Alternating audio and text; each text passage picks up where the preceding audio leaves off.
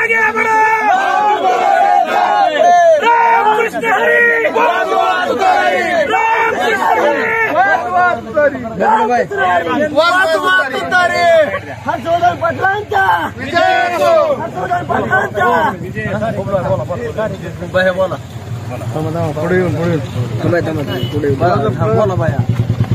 आज या ठिकाणी सर्व पत्रकार बंधूंना आमचा नमस्कार. कारण की ज्या क्षणाची आपण गेल्या 1.5-2 महिन्यापासून वाट बघतोय ती कुठेतरी निर्णय आज जाहीर होईल असं वाटत होतं. पण आदरणीय साहेबांची देवेंद्र फडणवीस यांच्यासोबत बैठक झाली. देवेंद्र फडणवीस यांनी साहेबांना थांबवण्याचा प्रयत्न केला. पण आदरणीय साहेबांनी आपण माध्यमातून बघताय की आदरणीय साहेबांनी जे पुरोगामी विचाराचे नेते आहेत यांच्यासोबत जाण्यास पसंती दिली असे संकेत आदरणीय साहेबांकडून मिळत आहेत.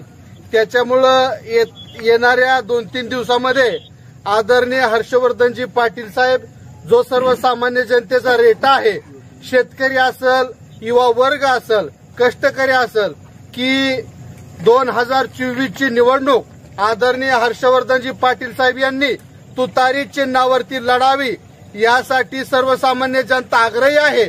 आणि शेवट जनता ही जनार्दन आहे.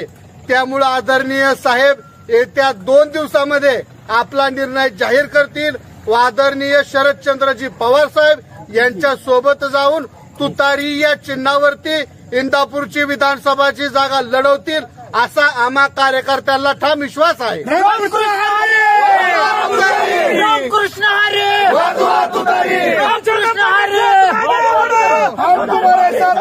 हर्षवर्धन पाटील साहब तुम आगे बढ़ो, हम तुम्हारे साथ हैं। रामकृष्ण हरी, रामकृष्ण हरी, लड़ेंगे।